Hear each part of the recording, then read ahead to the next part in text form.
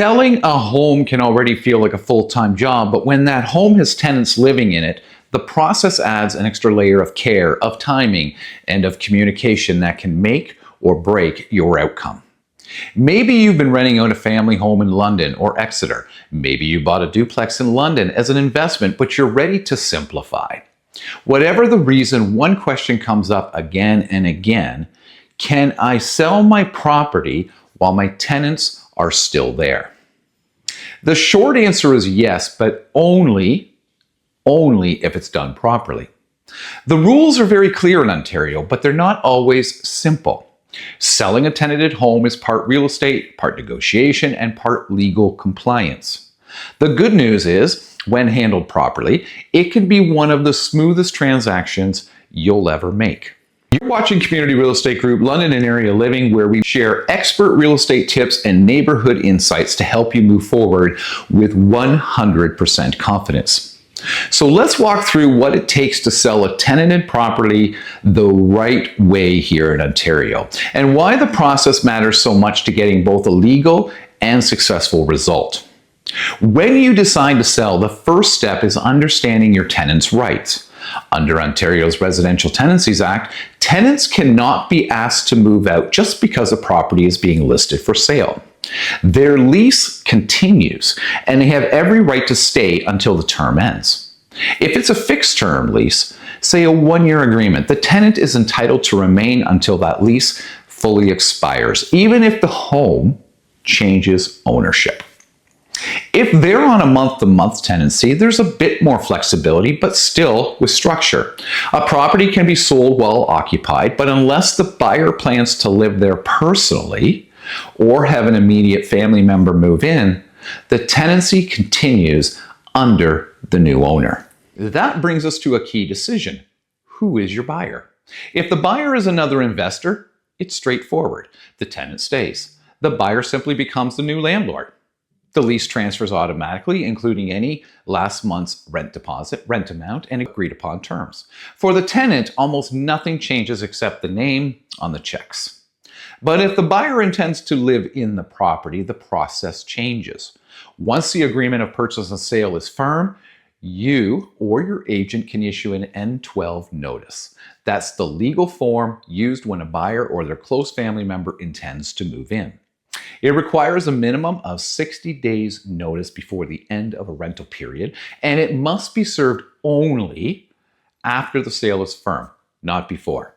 The buyer also has to genuinely move in and remain in the property for at least 1 year. Failing to do that could result in fines or penalties under the Landlord and Tenancy Board. That sequence, firm sale first, N12 second, is one of the most misunderstood parts of this process. Many sellers assume they can give notice as soon as they list the house, but that's not how it works. The sale must be firm and the buyer must intend to occupy. Anything else is premature and legally invalid. Now let's talk about the human side of the equation. Selling a home that someone else is living in takes sensitivity. Tenants have their own routines, families, and privacy.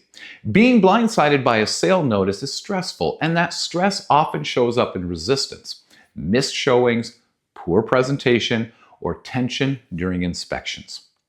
That's why communication is everything.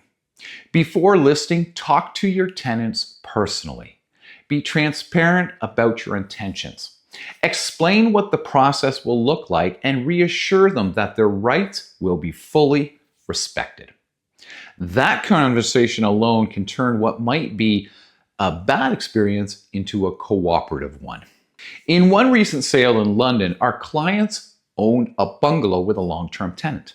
They met with her before listing, walked her through what to expect, and agreed on specific showing times that fit her work schedule. She felt heard and respected, and the property showed beautifully. It sold within a few days at a strong price. Respect and communication made all the difference. Once you're ready to list, photography and showings come next. Legally, you must provide 24 hours written notice for each showing. They can only take place between 8 a.m. and 8 p.m. That's non-negotiable under Ontario law. Even if the tenant has been verbally flexible, written notice protects both parties.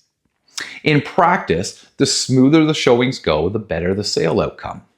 Tenants who feel included tend to maintain the property in good condition. Some landlords offer small gestures, a rent discount during the listing period, or maybe a gift card to thank the tenant for their cooperation. It's not required, but it does build goodwill and often results in higher offers because buyers see a well-kept space. When offers arrive, clarity in the paperwork is critical. The agreement must specify whether the buyer is assuming the tenant or requesting vacant possession. If the buyer is an investor, make sure the lease details are attached to the offer: monthly rent, lease end date, and deposit amount. If the buyer is moving in, confirm that the closing dates line up with the required 60-day notice window. Missing that detail could force a delayed closing or even void the notice. And here's another legal point that's often overlooked. Tenants can remain in the home until the very last day of their notice period. They're entitled to quiet enjoyment up to that date, and you can't require them to leave early or hand over the keys before then. Planning for that timeline avoids last-minute stress. From a financial standpoint, selling a tenanted property can actually add value in the right circumstances. Investors look for reliable, long-term tenants who pay on time and take care of the property. A strong tenant record can make your listing more attractive and support a higher sale price. In London, Exeter, St. Mary's, we've seen well-managed rental homes sell faster because buyers appreciate the stability they represent. But if your property is better suited to an owner-occupant, say a single-family home in a residential neighborhood, timing your sale around the lease end date often makes the most sense. That way, you can deliver vacant possession legally and smoothly. Let's look at two quick examples. A seller in Komoka owned a detached home with tenants on a month-to-month lease. Rather than rush the process, we listed the home with full transparency. Clear rent details, tenant cooperation, and open communication. It sold to an investor within a couple of weeks. The tenant stayed, and everybody was completely satisfied. Another seller in North London, they wanted to sell a family home.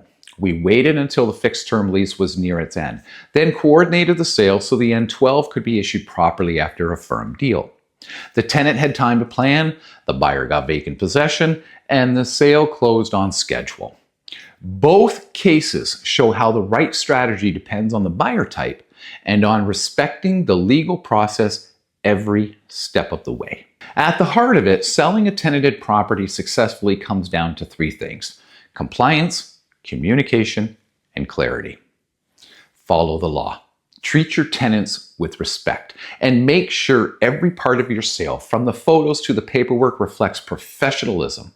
That's how you protect your investment and your peace of mind. Are you thinking about selling a property you own that's currently rented out? We'll help you navigate the legal details, manage tenant communication, and position your property for the right type of buyer. Thank you for watching. If you found this video helpful, please like, comment, and share. Don't forget to subscribe to Community Real Estate Group London and Area Living for more expert real estate tips and neighborhood insights. Are you ready to take the next step? Visit communityrealestategroup.ca. We're here to guide you every step of the way.